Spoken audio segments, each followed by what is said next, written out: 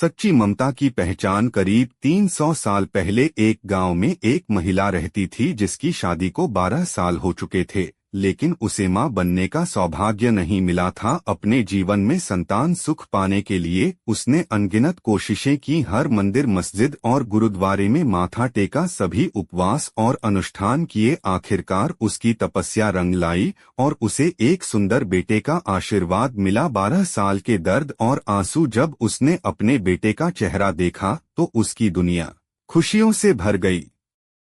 लेकिन उसकी खुशी ज्यादा दिनों तक नहीं टिकी। जब उसका बेटा 1 साल का हुआ तो एक दूसरी महिला ने उसे चुरा लिया। यह खबर सुनकर उस माँ का दिल टूट गया जिसने अपनी पूरी दुनिया अपने बेटे में देखी थी। वह अब उसे ढूंढने के लिए दर दर भटकने लगी। उसने पूरे गांव, जंगल और शहर में उसे ढूंढा और आखिरकार एक दिन उसे पता चला कि उसका बेटा किसके पास है। वह महिला उस चोर के पास पहुंची और अपने बच्चे को वापस करने की गुहार लगाई, लेकिन चोर ने भी दावा किया कि बच्चा उसका है। मामला राजा के दरबार तक पहुंचा जहां दोनों महिलाएं अपने अपने अधिकार जताने लगी। राजा और उसके दरबारी सोच में पड़ गए क्योंकि दोनों महिलाएं बच्चे के बारे में समान बातें बता रही थीं, उसकी आदतें, पसंद और शरीर के निशान। जब कोई हल नजर नहीं आया तो राजा के मंत्री ने सुझाव दिया कि बच्चे के 2 हिस्से कर दिए जाएं और दोनों को एक एक हिस्सा दे दिया जाए। असली मां यह सुनकर सन्न रह गई और रोते हुए राजा के पैरों में गिर पड़ी। उसने विनती की कि बच्चा चाहे दूसरी महिला को दे दिया जाए पर उसका नुकसान न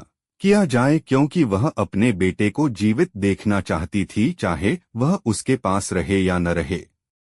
मंत्री ने राजा से कहा कि यही महिला बच्चे की असली मां है, क्योंकि वही मां अपने बच्चे की भलाई के लिए अपना दावा छोड़ सकती है। राजा ने तुरंत बच्चे को असली मां को सौंप दिया और दूसरी महिला को सजा सुनाई। लेकिन असली मां ने दरबार में दूसरी महिला को माफ करने की प्रार्थना की, क्योंकि वह भी मां बनने की तड़प से गुजरी थी और उसने बच्चे को प्यार से पाला था।